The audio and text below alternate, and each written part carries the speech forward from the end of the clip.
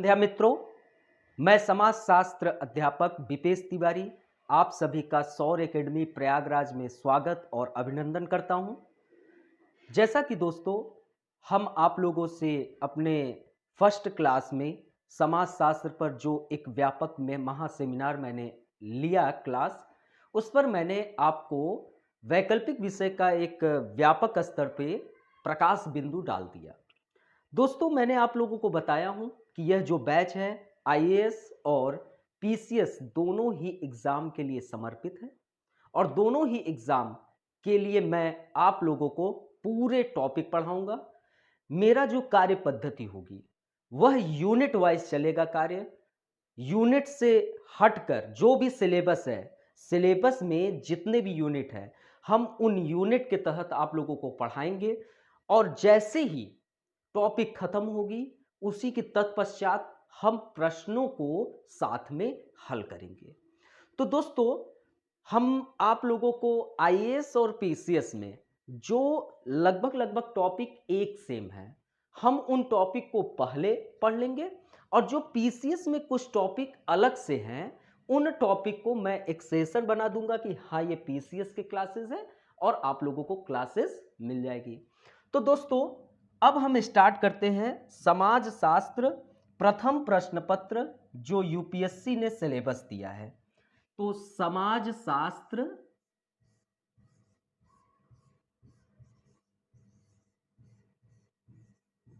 प्रथम प्रश्न पत्र, प्रथम प्रश्न पत्र। और दोस्तों आप सभी लोग सिलेबस को खरीद लीजिए। बाकी अगर आप लोगों के पास सिलेबस नहीं होगा आप हमें कांटेक्ट करना, हम आप लोगों को सिलेबस दे देंगे।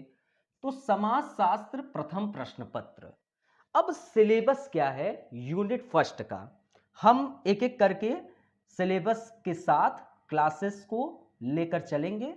अब यूनिट फर्स्ट में जो सिलेबस है तो मैं यहां पर लिख दे रहा हूं यूनिट फर्स्ट, ठीक है, यूनिट फर्स्ट। तो यूनिट फर्स्ट में जो सिलेबस है वह सिलेबस में लिखा गया है, क्या लिखा गया है? पहला समाज शास्त्र विद्या शाखा लिखी गई है। ठीक है दोस्तों, क्या लिखा गया है? समाज शास्त्र यूनिट फर्स्ट के सिलेबस में क्या लिखा गया है? समाज शास्त्र विद्या शाखा, समाज शास्त्र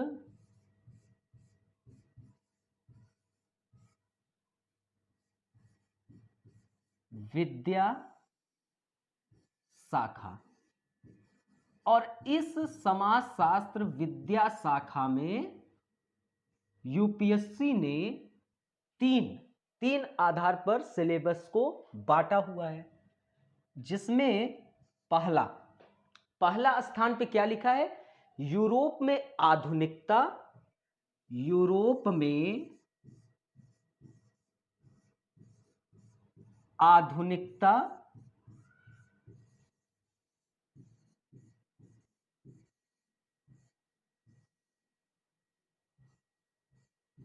एवं सामाजिक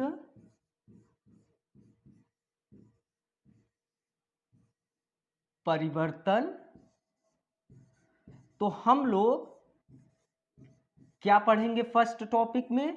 यूरोप में आधुनिकता, अर्थात कि जो यूरोप था वह ट्रेडिशनल समाज से कैसे आधुनिक युग में प्रवेश किया।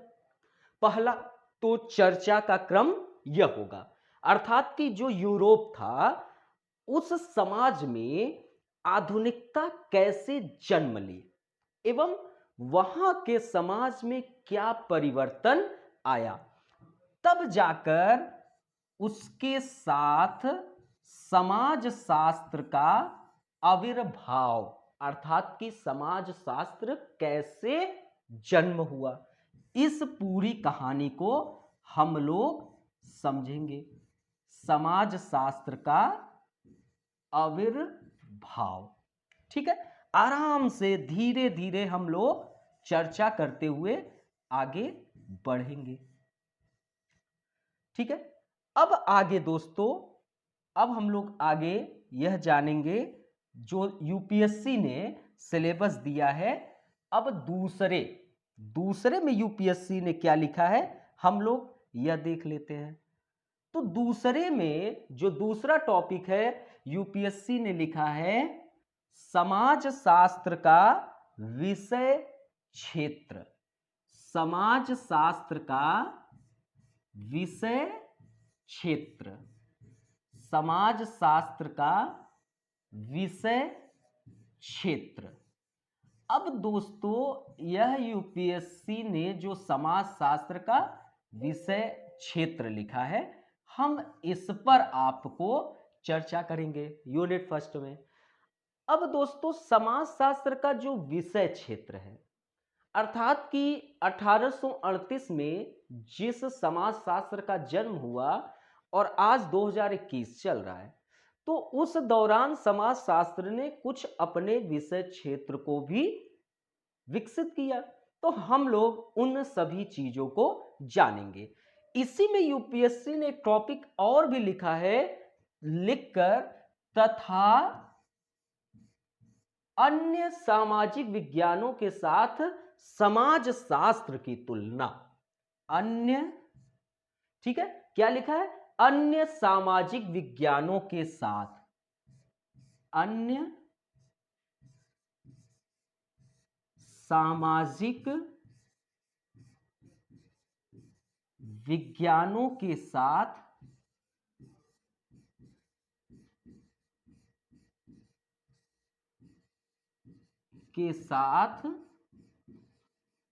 इसकी तुलना। अब दोस्तों इसमें अन्य सामाजिक विज्ञानों के साथ तुलना, अर्थात कि जैसे राजनीति शास्त्र, इतिहास, आपके साथ में और भी जो विषय हैं, नृविज्ञान हुआ, अर्थशास्त्र हुआ, उसका समाज शास्त्र से क्या तुलना है। तो इन सब चीजों को हम लोग इस टॉपिक में देख लेंगे। अब जैसे अर्थशास्त्र, अब दोस्तों समाज को चलाने के लिए जाहिर सी बात है अर्थ की आवश्यकता होगी। भाई समाज आपका अगर रन करेगा तो अर्थ के बिना समाज रन कर नहीं सकता है। तो जाहिर सी बात है कि समाज शास्त्र में अर्थ जो होता है उसकी हिस्सा बन जाता है। इसीलिए देखिए यूपीएससी ने सिलेबस में एक यूनिट आप लोग कार्य एवं आर्थिकी जीवन पढ़ेंगे। तो वह यूपीएससी ने जो सिलेबस दिया एक यूनिट कार्य एवं आर्थिकी जीवन, क्यों दिया? इसीलिए दिया कि समाज अर्थ के बिना चल ही नहीं सकता है। तो हम लोग समाजशास्त्र और अर्थशास्त्र की तुलना देखेंगे। फिर दोस्तों जाहिर सी बात है कि समाज में संघर्ष दिखेंगे, चोर लुटेरे भी होंगे जो आपकी संपत्ति को छीन भी सकते हैं। तो राजनीति की आवश्यकता होगी। इसीलिए यूपीएससी ने देखिए राजनीति एवं समाज आपका एक टॉपिक दिया हुआ है। तो हम लोग समाज शास्त्र और राजनीति शास्त्र की एक तुलना को इस टॉपिक में पढ़ेंगे। फिर दोस्तों इतिहास। अब देखिए जो आप लोग सेकंड पेपर सोशियोलॉजी में औपनिवेशिक शासन का भारतीय समाज पर क्या प्रभाव पड़ा, आप लोग देखेंगे सिलेबस में दिया गया है। तो और दूसरी चीज जो आपके समाजशास्त्र का जन्म हुआ उसमें पुनर्जागरण का, आपके फ्रांसीसी क्रांति का, आपके औद्योगिक क्रांति का बड़ा योगदान रहा। तो समाजशास्त्र ने जन्म लिया 1838 ईस्वी में, लेकिन उसके पूर्व जो घटनाएं थी वह उसका इतिहास हुआ। तो समाजशास्त्र और इतिहास की एक बृहद स्तर पे तुलना हम लोग यहां पर पढ़ेंगे।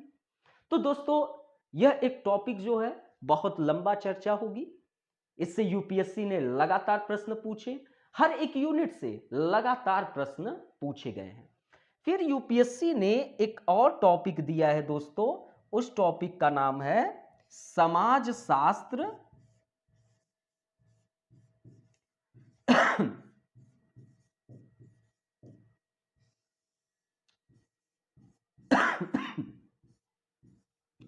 एवं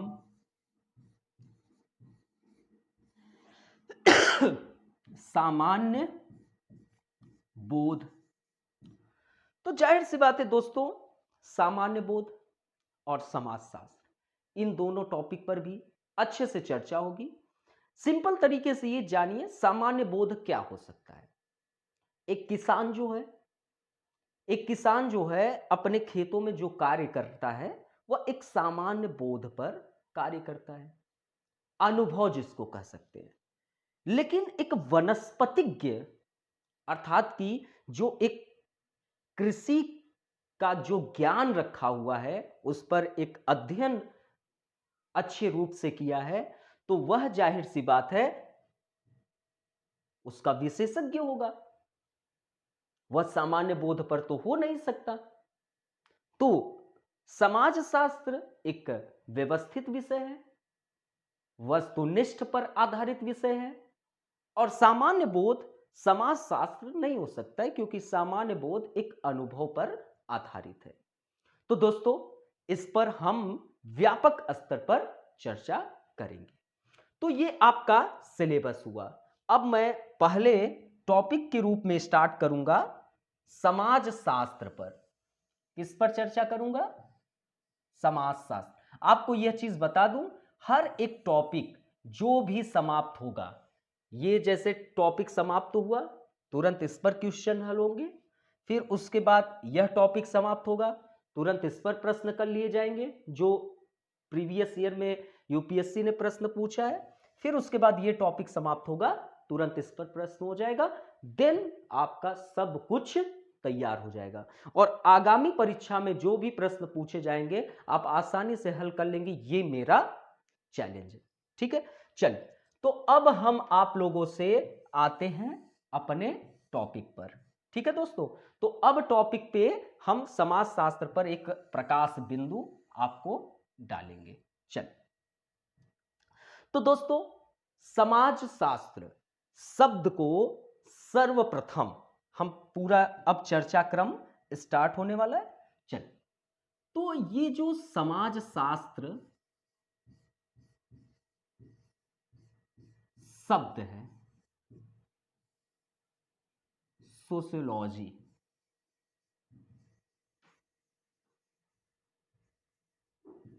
ये जो समाजशास्त्र शब्द है, सर्वप्रथम इस शब्द का प्रयोग किसने किया था? वह है विद्वान का नाम इमैनुएल जोसेफ। इमैनुएल जोसेफ, ये दोस्तों फ्रांस के थे, फ्रांसीसी चिंतक। क्या थे? फ्रांसीसी चिंतक। ठीक है, फ्रांसीसी चिंतक थे। लेकिन दोस्तों, इमैनुएल जोसेफ जो थे, उन्होंने समाजशास्त्र शब्द का सर्वप्रथम तो प्रयोग किया, लेकिन इन्होंने रिटन फॉर्म में, लिखित रूप में रिटन फॉर्म में दे पाने में असफल हुए। ठीक है दोस्तों, रिटन फॉर्म में इन्होंने नहीं दे पाए। लिखित रूप में समाजशास्त्र जो शब्द दिया गया उसको इन्होंने लिखित रूप में नहीं दे पाए। तो लिखित रूप में जिन विद्वान ने इस शब्द को दिया उनका नाम था अगस्त काम्ट। तो दोस्तों, यह आप नोट कर लीजिए, अगस्त काम्ट जी, अगस्त काम्ट,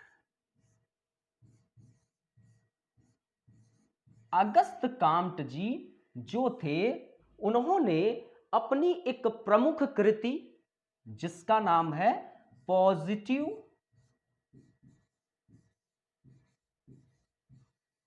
फिलॉसफी,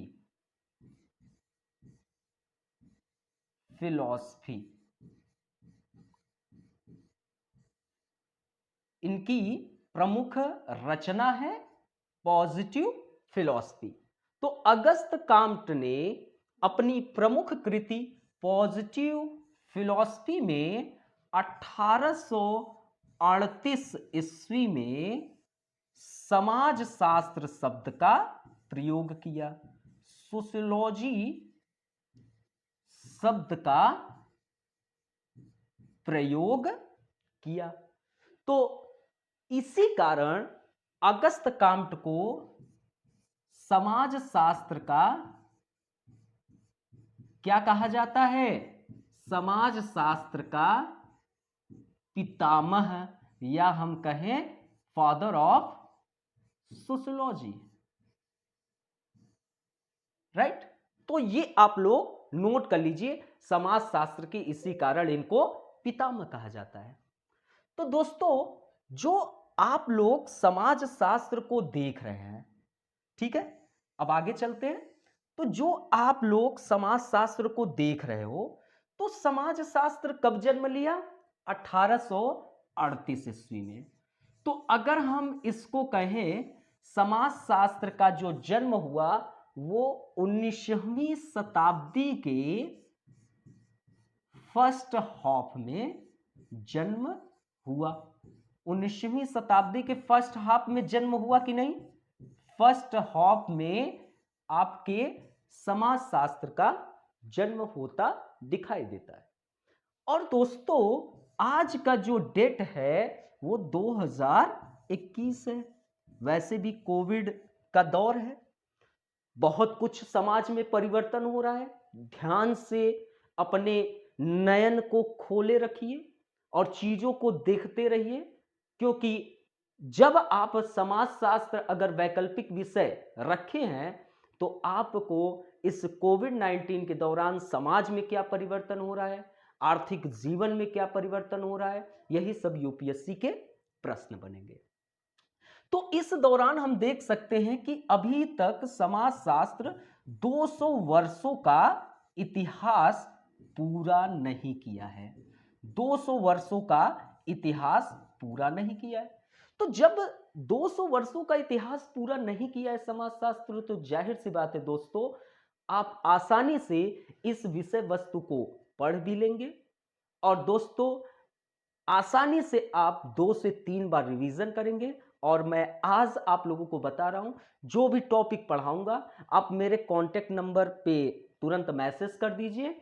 आप लोगों को मैं तुरंत इन सभी चीजों का पीडीएफ में नोट्स प्रोवाइड कराऊंगा। आप लोगों का रिवीजन चले और प्लस प्रश्न को लिखते रहिए। हम कुछ बना के भी प्रश्न देंगे और दोस्तों साथ में आप लोगों को शॉर्ट नोट्स भी उपलब्ध कराएंगे। एक लॉन्ग नोट्स हो प्लस एक शॉर्ट नोट्स हो। आप लोगों को मैं वादा कर रहा हूं कि बहुत अच्छे तरीके से आपकी तैयारी हो जाएगी और एक प्रश्न बाहर नहीं आएगा। चल, तो दोस्तों 19वीं शताब्दी के फर्स्ट हाफ में समाजशास्त्र का जन्म दिखाई देता है। जो दोस्तों अगस्त काम्ट जी जो थे, इन पर थोड़ा सा आप लोगों को मैं एक प्रकाश बिंदु डाल देता हूं। अगस्त काम्ट जी आरंभ में किसके छात्र थे पता है दोस्तों? किसी को पता हो तो कमेंट करिएगा, ठीक है। तो अगस्त काम्ट आरंभ में किसके छात्र थे? आरंभ में गणित के छात्र थे। किसके छात्र थे? गणित के ये छात्र थे। अगस्त काम्ट आरंभ में किसके छात्र थे? गणित के छात्र थे। लेकिन दोस्तों धीरे धीरे इनकी रुचि, भाई जाहिर सी बात है कि कुछ लोग अपने विषय वस्तु से हटकर कुछ सोचना पसंद करते हैं। तो अगस्त काम्ट भी धीरे धीरे उनका जो रुझान था, उनकी जो रुचि थी, वो सामाजिक समस्याओं में तेजी से बढ़ना शुरू हुआ। तो दोस्तों किसी की रुचि अगर उस विषय वस्तु से हटकर किसी दूसरे में, भाई गणित के छात्र थे तो उनकी गणित विषय पर रुचि थी, तो जाहिर सी बात है उस वक्त उनके लिए गुरु कोई और था। लेकिन दोस्तों, जब अगस्त काम्ट का गणित से हटकर किसी सामाजिक समस्याओं पर उनकी रुचि बढ़ना स्टार्ट हुई, तो समय आ गया एक विद्वान के संपर्क में आने का। तो दोस्तों, 1817 से 18 की ईस्वी में 1817-18 ईस्वी में ये एक विद्वान के संपर्क में आए। उनका नाम था संत साइमन। किसके संपर्क में आए दोस्तों? संत साइमन। आप लोग नोट कर लीजिए, जल्दी जल्दी से नोट कर लीजिए सभी लोग। तो दोस्तों, ये जो संत साइमन जी थे, ये स्वयं एक ऐसे विज्ञान की खोज में थे जो सामाजिक घटनाओं को क्रमबद्ध रूप से, तो जो संत साइमन थे वो स्वयं एक खोज में थे। वह खोज क्या था? तो यह जो है स्वयं एक खोज में थे। कौन? संत साइमन एक खोज में थे जो सामाजिक घटनाओं का, जो समाज में घटनाएं हो रही हैं, उन घटनाओं का क्रमबद्ध अध्ययन हो सके। सामाजिक घटनाओं का क्या हो सके? क्रमबद्ध रूप से अध्ययन हो सके। तो संत साइमन एक खोज में थे। वह खोज क्या था दोस्तों? कि सामाजिक घटनाओं का क्रमबद्ध रूप से क्या हो सके? अध्ययन हो सके। क्रमबद्ध रूप से अध्ययन हो सके। अध्ययन हो सके। उस खोज में कौन थे? संत साइमन जी थे, जिनके संपर्क में कौन आए थे? अगस्त काम्ट जी। सन क्या था? 1817 से 18 के ईस्वी में। अब दोस्तों, जो अगस्त काम्ट थे, उन्होंने संत साइमन के जो विचार थे, जिस खोज में ये लगे थे सामाजिक घटनाओं को क्रमबद्ध रूप से अध्ययन करने के लिए, इन्हीं विचार को जो अगस्त काम्ट जी थे उन्होंने क्या किया दोस्तों? अगस्त काम्ट ने इसी को मूर्त रूप देने का प्रयास किया। क्या दिया? मूर्त रूप से देने का प्रयास किया। किसने? अगस्त काम्ट जी। तो जाहिर सी बात है कि दोस्तों, जब कोई विद्वान, गणित का छात्र था एक समय अगस्त काम्ट, अब जाहिर सी बात है सामाजिक समस्याओं में रुचि बढ़ी। अब जब सामाजिक समस्याओं में रुचि बढ़ी तो जाहिर सी बात है किसी के संपर्क में आएंगे। तो संत साइमन के संपर्क में आए। उस वक्त संत साइमन एक खोज में लगे थे कि जाहिर सी बात है कि सामाजिक घटनाओं का एक क्रमबद्ध रूप से अध्ययन हो सके। तो अगस्त काम्ट ने इनके संपर्क में आए और इन्हीं के जो विचार थे, इन विचार को मूर्त रूप देने का प्रयास किया। अब दोस्तों, आगे की कहानी अब आप समझिए। जो अगस्त काम्ट जी थे, वह आरंभ में, अब आगे की कहानी आप सुनिए। जो अगस्त काम्ट जी थे, वह आरंभ में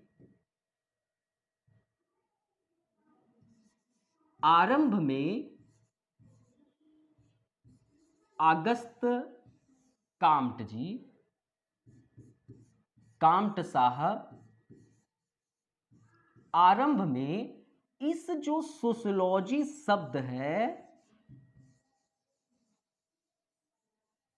इस सोशियोलॉजी शब्द के लिए इन्होंने किस शब्द का प्रयोग किया?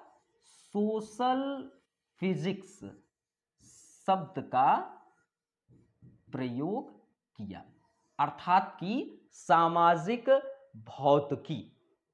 आरंभ में अगस्त काम्ट जो थे उन्होंने सोशियोलॉजी की जगह सोशल फिजिक्स, सामाजिक भौतिकी शब्द का प्रयोग किया। लेकिन दोस्तों 1835 की ईस्वी में, कौन सा समय, 1835 ईस्वी में एक विद्वान थे, उनका नाम था क्वेटलेट। ये बेल्जियम के थे, ये बेल्जियम के थे। ठीक है दोस्तों, क्या नाम था, क्वेटलेट। ये कहां के थे दोस्तों, ये बेल्जियम के थे। ये जो विद्वान थे क्वेटलेट, ये कहां के थे, बेल्जियम के। ठीक है, नोट कर लीजिए आप लोग। तो दोस्तों आरंभ में अगस्त कांट जी सोशियोलॉजी शब्द को उन्होंने प्रयोग करना नहीं चाहा, सोशल फिजिक्स शब्द का प्रयोग करना चाहा। लेकिन 1835 में क्वेटलेट जो बेल्जियम के थे, उन्होंने सोशल फिजिक्स शब्द का प्रयोग कर चुके थे। तो इस कारण अगस्त काम्ट ने 1838 ईस्वी में इस कारण अगस्त काम्ट 1838 में इस सोशल फिजिक्स शब्द को, सोशल फिजिक्स शब्द को किसमें प्रतिस्थापित कर दिया, सोशल फिजिक्स शब्द को सोशियोलॉजी में प्रतिस्थापित कर दिया। किसमें, सोशियोलॉजी में प्रतिस्थापित कर दिया। और आज आप लोगों के सामने समाजशास्त्र अर्थात कि सोशियोलॉजी के रूप में यह विषय वस्तु का जन्म होता दिखाई देता है। तो दोस्तों सोशियोलॉजी शब्द को जन्म देने के कारण अगस्त काम्ट को समाजशास्त्र का क्या कहा जाने लगा, पितामह कहा जाने लगा। क्या कहा जाने लगा, पितामह कहा जाने लगा, सोशियोलॉजी शब्द को जन्म देने के कारण। ठीक है दोस्तों, तो दोस्तों अब हम आप लोगों को यह बताएंगे कि क्या अगस्त काम्ट सिर्फ सोशियोलॉजी शब्द को जन्म देने के कारण इनको समाजशास्त्र का पितामह कहा जाता है? नहीं दोस्तों, और भी रीजन है जिसके कारण इनको समाजशास्त्र का क्या कहा जाता है, पितामह कहा जाता है। वह दूसरा रीजन ये भी है, समाज को व्यवस्थित रूप से इस विषय के माध्यम से अध्ययन करना आरंभ करने वाले प्रथम विद्वान अगस्त काम्ट जी हैं। अर्थात कि जो समाज है उसको व्यवस्थित रूप से अध्ययन, समाज को व्यवस्थित सिस्टमेटिक रूप से अध्ययन, समाज को व्यवस्थित रूप से अध्ययन को किसके माध्यम से, इस समाज शास्त्र, इस विषय के माध्यम से आरंभ करने वाले प्रथम विद्वान अगस्त काम्ट जी हैं। इस कारण इनको समाज शास्त्र का पितामह कहा जाता है। अब दोस्तों आगे की कहानी आप देखिए।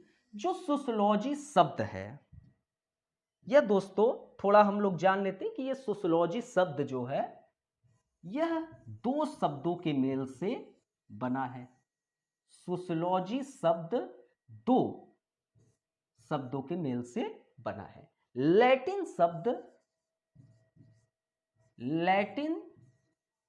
शब्द सोशियस एंड यूनानी शब्द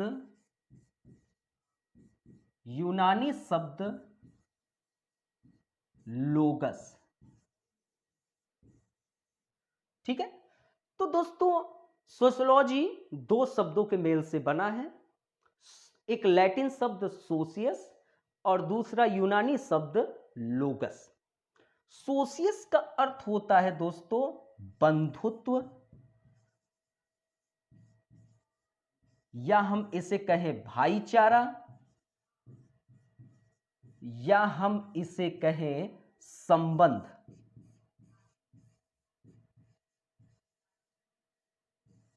और लोगस का मतलब अध्ययन।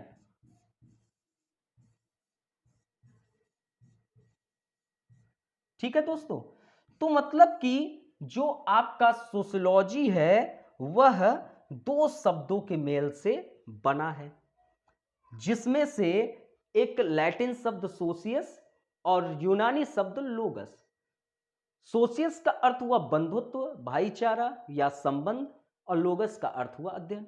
अगर हम सोशियोलॉजी के शाब्दिक अर्थों में जाएं, शाब्दिक, अब हम शाब्दिक अर्थ में जा रहे हैं, तो शाब्दिक अर्थ में अगर हम जाएं तो शाब्दिक अर्थ सोशियोलॉजी का क्या हुआ? संबंधों का अध्ययन या भाईचारे का अध्ययन या बंधुत्व का अध्ययन। बंधुत्व का अध्ययन। ठीक है दोस्तों, क्या हुआ? बंधुत्व का अध्ययन, अर्थात कि स्टडी ऑफ कंपेनियनशिप। तो इसके शाब्दिक अर्थ में जाएंगे तो बंधुत्व का अध्ययन कहलाता है। तो इस प्रकार हम समाजशास्त्र को परिभाषित करते हुए क्या कह सकते हैं? तो आइए जानते हैं कि हम क्या कह सकते हैं। तो दोस्तों, समाजशास्त्र को परिभाषित करते हुए हम यह कह सकते हैं कि समाजशास्त्र एक व्यवस्थित विषय है जिसके माध्यम से मानव समाज का अध्ययन किया जाता है। राइट? चल, तो इस प्रकार समाजशास्त्र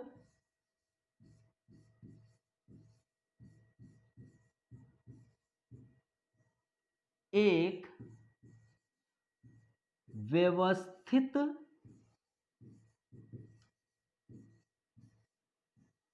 विषय है जिसके माध्यम से हम किसका अध्ययन कर रहे हैं? मानव समाज का अध्ययन किया जाता है। मानव समाज का अध्ययन किया जाता है। तो दोस्तों, हम समाजशास्त्र के माध्यम से किसका अध्ययन कर रहे हैं? मानव समाज का। भाई, समाज में कौन रहता है? समाज में तो मानव रहते हैं। समाज लोगों का एक समूह है, उनमें एक अंतः संबंध पाया जाता है। तो जाहिर सी बात है, हम समाजशास्त्र के अंतर्गत मानव समाज का अध्ययन करते हैं। अगर हम इसको अन्य शब्दों में कहा जाए तो अन्य शब्दों में हम कह सकते हैं समाजशास्त्र के अंतर्गत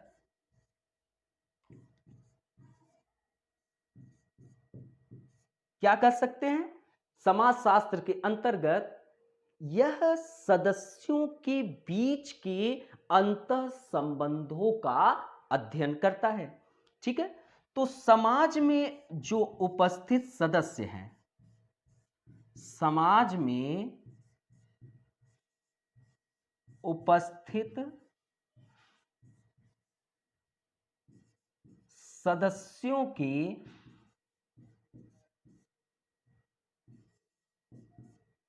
बीच के अंतः संबंधों का अध्ययन करता है। अंतः संबंधों का अध्ययन करता है।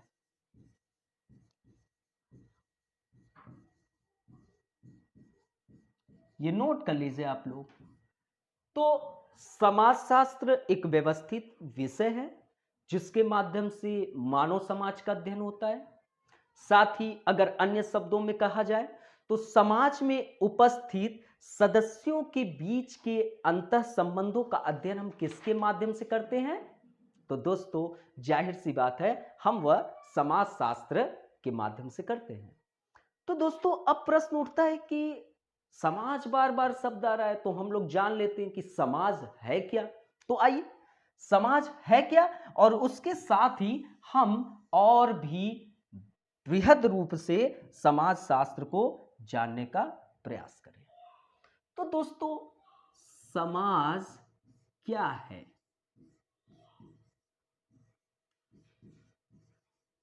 समाज क्या है? तो दोस्तों, समाज अगर कहा जाए तो यह लोगों का एक समीकरण है। लोगों का क्या है? लोगों का एक समीकरण है। ठीक है, लोगों का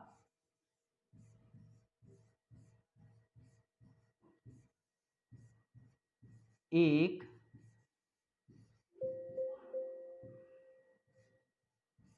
समीकरण, या हम कहें या लोगों का एक समूह है।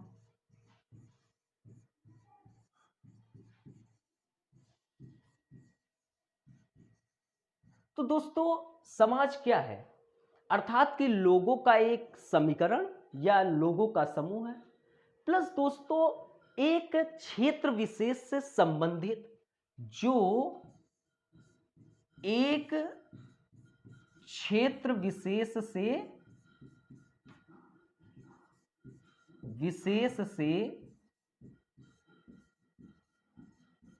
संबंधित होता है।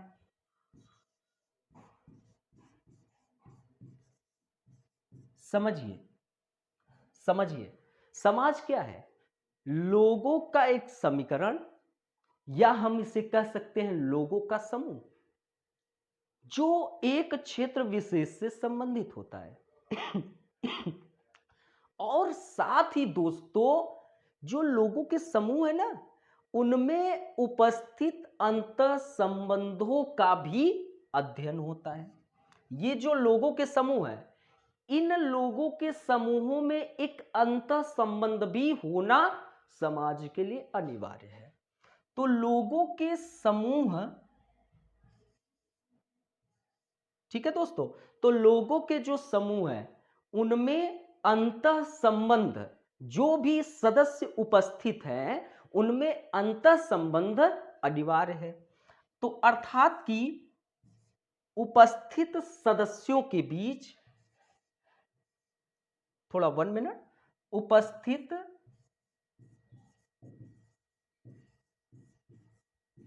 सदस्यों के बीच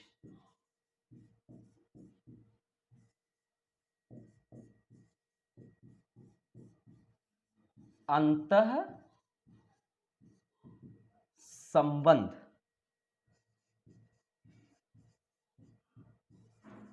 तो एक समाज के लिए क्या शर्त है? लोगों का एक समीकरण या लोगों का समूह। अर्थात कि मान लो कि आप स्वयं को अपने स्थान पर रखिए। आप जिस क्षेत्र में रहते हैं वह आपके अकेले तो रहते नहीं हैं। एक तो आप अपने परिवार के साथ रहते हैं, साथ में बगल के भी लोग परिवार के हैं, तो साथ में सब लोग को मिला लें तो जिस क्षेत्र में आप रह रहे हो, जो क्षेत्र है आपका जहां पे रह रहे हो, वो एक गांव होगा, वो एक जिला होगा, तो एक क्षेत्र हो गया, प्लस जो लोग हैं उनमें पूरा लोगों का समूह हो गया, और प्लस उन जो उपस्थित सदस्य हैं उनके बीच एक क्या होना चाहिए? अंतः संबंध होना चाहिए।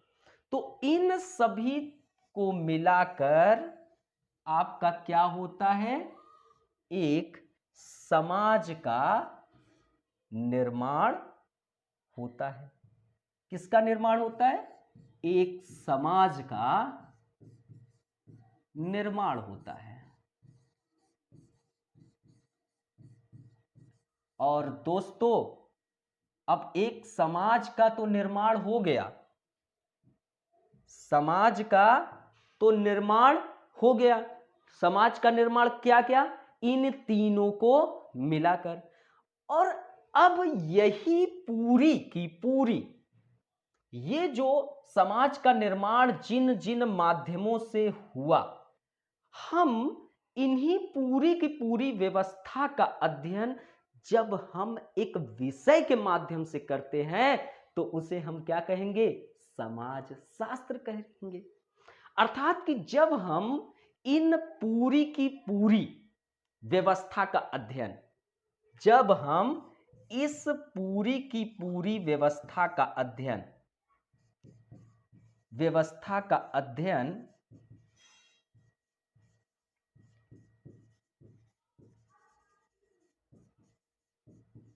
एक विषय के माध्यम से करें, एक विषय के माध्यम से करें, एक विषय के माध्यम से करेंगे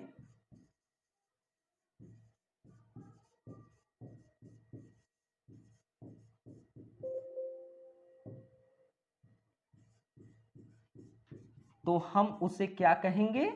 समाज शास्त्र कहेंगे। ठीक है दोस्तों, तो ये आप लोग नोट कर लीजिए। तो हम अब कह सकते हैं कि अतः समाज शास्त्र क्या है? तो जाहिर सी बात है, समाज शास्त्र मानव समाज का एक व्यवस्थित अध्ययन है। यह समाज के सदस्यों के बीच के अंतः संबंधों का एक अध्ययन है। राइट? तो जल्दी से सभी लोग ये नोट कर लीजिए, तो आगे चलते हैं। अब जो यह आप लोगों ने देखा कि उपस्थित सदस्यों के बीच एक अंतः संबंध है, तो दोस्तों यह अंतः संबंध कुछ आधार पर होंगे। भाई ऐसे ही तो अंतः संबंध नहीं होंगे, कुछ इसके आधार होंगे। तो दोस्तों समाज के सदस्यों के बीच जो अंतः संबंध है, तो समाज के सदस्यों के बीच जो अंतः संबंध है वह तीन आधार पर: प्रतिस्पर्धा, सहयोग और संघर्ष। ठीक है, तो समाज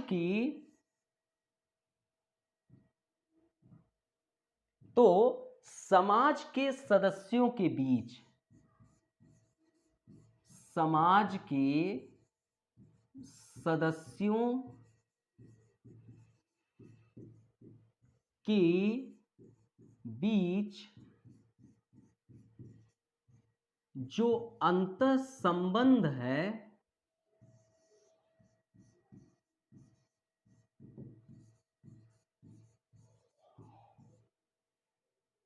अंतः संबंध है, ठीक है, समाज के सदस्यों के बीच जो अंतः संबंध है वह कितने आधार पे है? तीन आधार पर: सहयोग,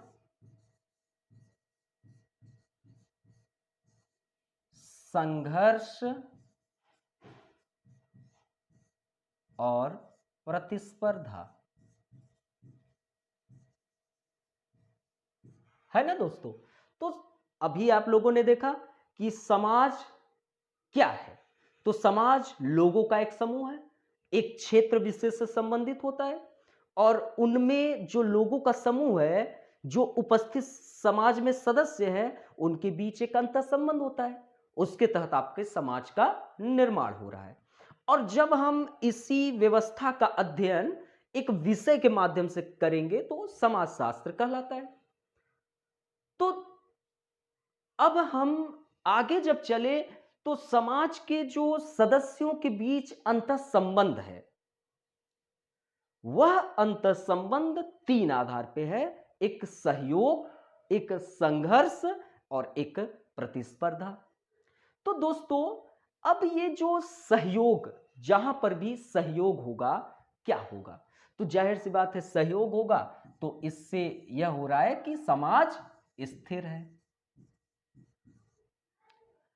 अब दोस्तों जहां संघर्ष होगा तो जाहिर सी बात है कि समाज में क्या हो रहा है? परिवर्तन हो रहा है।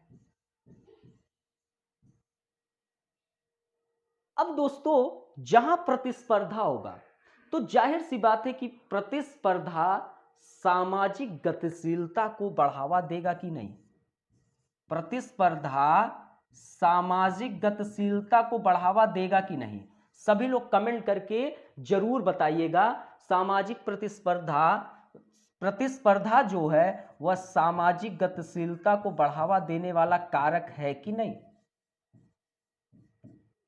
अब दोस्तों यहां पर अब समझने की आवश्यकता एक चीज और है, अर्थात कि तो समाजशास्त्र के माध्यम से हम किन क्रियाओं का अध्ययन कर रहे हैं? समाजशास्त्र के माध्यम से हम किन क्रियाओं का अध्ययन कर रहे हैं? हम किन अंतर संबंधों का अध्ययन कर रहे हैं? हम इन्हीं अंतर संबंधों का अध्ययन तो कर रहे हैं, सहयोग, संघर्ष, प्रतिस्पर्धा। अगर देखा जाए तो पूरे के पूरे सोशियोलॉजी के दौरान ये सब चीजें दौड़ेंगी थोड़ा। अब जाहिर सी बात है कि आपके कार्ल मार्क्स इंडस्ट्रियलाइजेशन के कारण क्या हुआ था? दो वर्ग बटे, आप लोग आगे चल के पढ़ेंगे। एक पूंजीपति वर्ग, एक श्रमिक वर्ग, संघर्ष हुआ, जाहिर सी बात है कि परिवर्तन हुआ। सहयोग, जाहिर सी बात है कि हम जिस देश में रह रहे हैं, हमारा जिसके साथ एक अच्छा संबंध है, तो एक सहयोग का भाव चलता रहेगा, तो यह रहेगा कि स्थिरता की ओर हम है। और जाहिर सी बात है प्रतिस्पर्धा, भाई बाजार है, मार्केट का दौर चल रहा है। आज कोविड-19 के दौर में भी देखिए प्रतिस्पर्धाओं को, तो जाहिर सी बात है कि बाजार एक नया रूप हमारे यहाँ रूप ले लिया है। तो जाहिर सी बात है कि बाजार में ही तो कंपटीशन देखने को मिलता है, प्रतिस्पर्धा देखने को मिलता है, और प्रतिस्पर्धा सामाजिक गतिशीलता को बढ़ाएगा। तो दोस्तों समाज के सदस्यों के बीच जो अंतर संबंध है वह इन्हीं तीन आधार पर दिखाई देता है। सहयोग, सहयोग जो स्थिरता को जन्म देगा, संघर्ष परिवर्तन का परिचय होगा। फ्रांसीसी क्रांति हुई, फ्रांसीसी क्रांति हुई और उसने देखिए कितने बड़े परिवर्तन को जन्म दिया, है ना? तो यह चीज हम समाज शास्त्र के अंतर्गत किन प्रकार के अंतर संबंधों का अध्ययन करेंगे? तो सहयोग, संघर्ष और प्रतिस्पर्धा के आधार पर। तो दोस्तों अब हम आगे आपको लेके चल रहे हैं, तो इस आधार पर हम कह सकते हैं कि समाज जो है वह सामाजिक संबंधों का एक जाल है। समाज आपका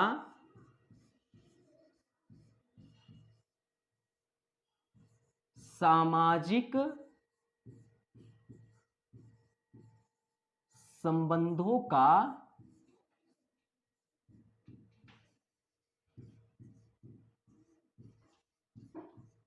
एक जाल है।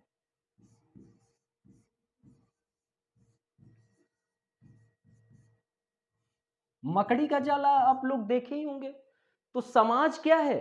सामाजिक संबंधों का एक जाल है। सदस्य समाज में जन्म लेते हैं। भाई जाहिर सी बात है कि हमारे दादा बाबा में जो लोग थे उन्होंने समाज में जन्म लिया, और एक समय के आधार पर जब उनके मृत्यु का समय आया तो जाहिर सी बात है मृत्यु को भी प्राप्त कर लिए। तो दोस्तों सदस्य समाज में जन्म लेते हैं एवं मृत्यु को प्राप्त कर लेते हैं, लेकिन समाज आपका अस्थायी तौर पे बना रहता है। तो इस आधार पे हम कह सकते हैं कि समाज सापेक्ष तौर पर अस्थायी होता है। तो समाज सामाजिक संबंधों का एक जाल है।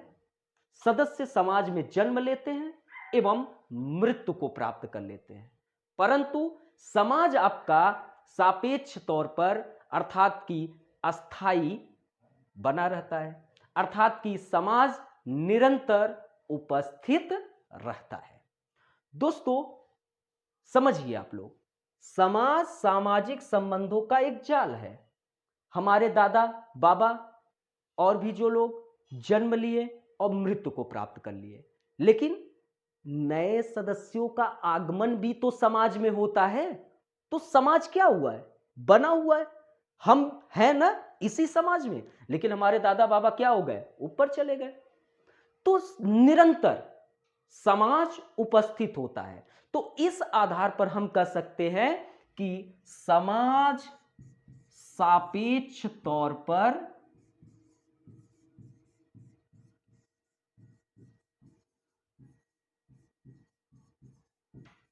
अस्थाई रहता है। अब दोस्तों, यह यूपीएससी कमेंट करके प्रश्न पूछ भी सकता है कि समाज सापेक्ष तौर पर अस्थाई रहता है, 50 शब्दों में टिप्पणी कीजिए। तो अब आप लोग कर सकते हैं ना।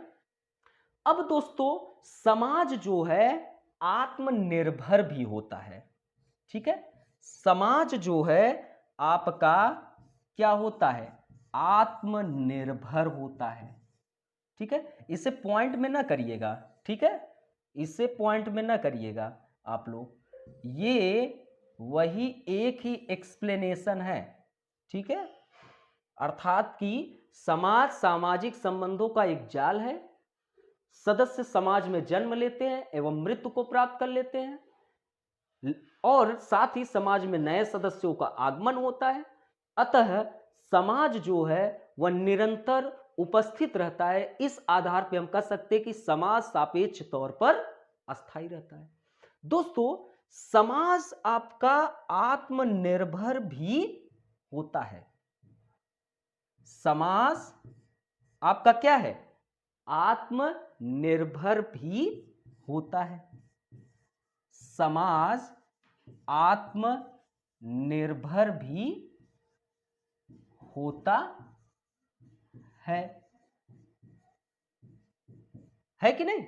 समाज आपका आत्मनिर्भर होता है कि नहीं, कोई बताए भाई। सदस्य समाज में जन्म लिया और अपना संपूर्ण जीवन कहां पर व्यतीत किया, इसी में व्यतीत किया। तो जाहिर सी बात है कि हम कह सकते हैं कि समाज आपका आत्मनिर्भर भी होता है। तो दोस्तों, सदस्य समाज में जन्म लिया और अपने जीवन को निर्वाह भी कर रहा है, तो जाहिर सी बात है कि समाज आत्मनिर्भर भी होता है। अब दोस्तों, एक टर्मिनोलॉजी को लेकर बड़ा ही द्वंद्व रहता है कि एक कम्युनिटी, समुदाय शब्द को लेकर ऐसा सोचते हैं कि भाई समाज और समुदाय में क्या अंतर है, भाई कुछ तो पता होना चाहिए। तो अभी हम लोगों ने समाज शास्त्र को समझा और समाज शास्त्र के अंतर्गत समाज को अच्छे से समझ लिया। थोड़ा सा हम लोग समझ लेते हैं कि भाई समुदाय है क्या, जानना भी अत्यंत आवश्यक है कि है क्या। तो दोस्तों, समुदाय, समुदाय को भी हमको जानना जरूरी है। तो हम लोग अब जान लेते हैं कि समुदाय क्या है। तो दोस्तों, समाज का ही छोटा प्रारूप होता है क्या, कौन, समुदाय। समुदाय जो है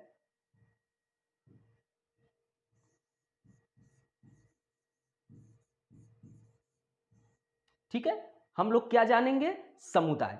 तो समुदाय जो है वह समाज का ही क्या है, छोटा प्रारूप है। समाज का छोटा प्रारूप कौन है, तो समाज का छोटा प्रारूप समुदाय होता है। अर्थात कि समाज एक वृहद अवधारणा है और समुदाय एक छोटा अवधारणा है। अक्सर लोग सोचते हैं कि हिंदू समुदाय, ब्राह्मण समुदाय, मुस्लिम समुदाय वह समुदाय है क्या। भाई अक्सर आप लोग के मन में आता होगा कि भाई ब्राह्मण समुदाय है, हिंदू समुदाय है, तो वही समुदाय कहलाएगा। लेकिन दोस्तों, यह एक समूह को रिप्रेजेंट कर रहा है। तो समुदाय आम बोलचाल की भाषा में तो कह सकते हो, लेकिन समाज शास्त्र में वह समुदाय नहीं कहलाएगा। अभी आपको क्लियर करते भी है। तो दोस्तों, समुदाय समाज का छोटा प्रारूप है। जो समाज में गुण उपस्थित है वह गुण समुदाय में भी उपस्थित होते हैं। अर्थात कि हम लोगों ने जाना एक समाज के लिए लोगों का समूह, लोगों का समूह या लोगों का समीकरण, और दूसरे में एक क्षेत्र विशेष से संबंधित, और लोगों के समूह के बीच या समाज में उपस्थित सदस्यों के बीच एक अंतर संबंध होता है। तो दोस्तों वही चीज हम समुदाय के अंतर्गत भी देखते हैं। वही चीज हम किसके अंतर्गत देख रहे हैं? समुदाय के भी अंतर्गत देख रहे हैं। अर्थात कि समुदाय भी लोगों का एक अर्थात कि समुदाय भी लोगों का समीकरण है, लोगों का समीकरण है, एक क्षेत्र विशेष से संबंधित है, एक क्षेत्र विशेष से संबंधित है और जो समाज में उपस्थित सदस्य हैं उनमें एक अंतः संबंध भी होता है। तो समाज में उपस्थित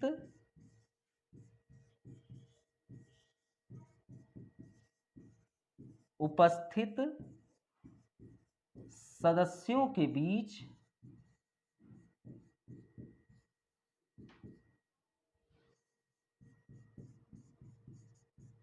एक अंतः संबंध होता है। तो दोस्तों आखिरकार भाई अब आप लोगों के अंदर एक प्रश्न आएगा कि जो गुण समाज में है वही गुण समुदाय में भी है, तो भाई आखिरकार उसको समुदाय क्यों कहा जा रहा है, इसको समाज क्यों कहा जा रहा है? लेकिन दोस्तों अभी आपको मैंने एक बात बताई थी कि ब्राह्मण समुदाय, हिंदू समुदाय, भाई एक समूह को ये सब रिप्रेजेंट कर रहे हैं लेकिन ये समुदाय है नहीं।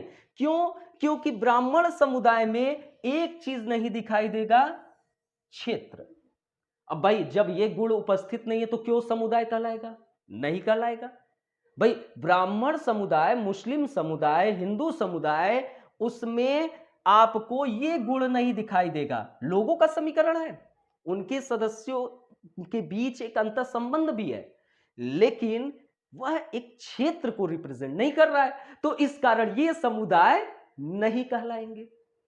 अब दोस्तों समाज और समुदाय एक स्थान पर एक दूसरे से भिन्न हो जाते हैं। कोई जानता हो तो कमेंट करें, किसी को पता होगा तो वह कमेंट जरूर करेगा। अर्थात कि समाज से भिन्न समुदाय में क्या होता है?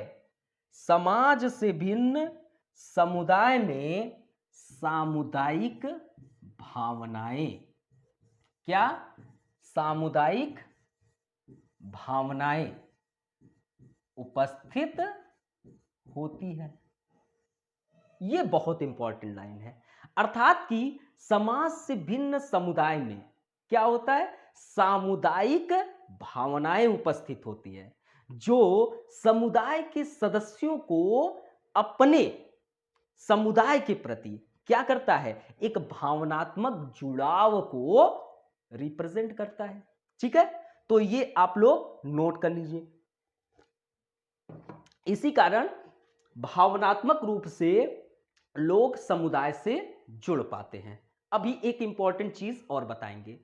तो हम ये जान लिए कि जो समाज में गुण उपस्थित है वह समुदाय में भी उपस्थित है। समाज एक व्यापक संकल्पना है लेकिन समुदाय एक छोटी संकल्पना है।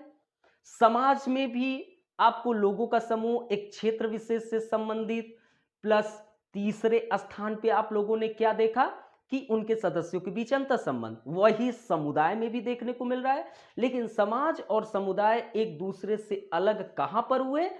समुदाय में सामुदायिक भावनाएं होती है, जिसके कारण उनके सदस्यों के प्रति एक अपनापन, एक लगाव का भाव दिखाई देता है। अब दोस्तों एक बात और नोट कर लीजिए आप लोग, समुदाय की अवधारणा हमेशा दोस्तों सापेक्ष अवधारणा है, ये हमेशा याद रखना।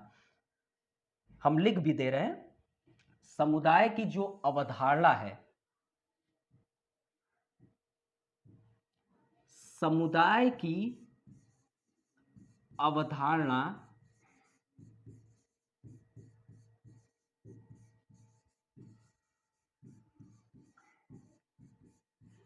एक सापेक्ष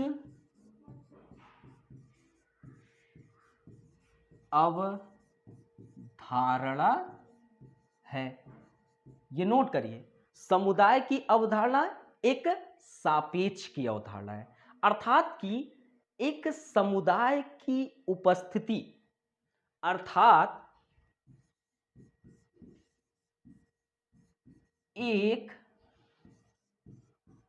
समुदाय की उपस्थिति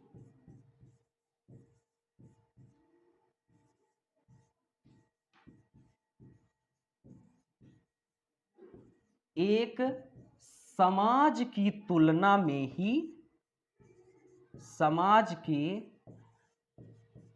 तुलना में देखी जा सकती है, तुलना में देखी जा सकती है।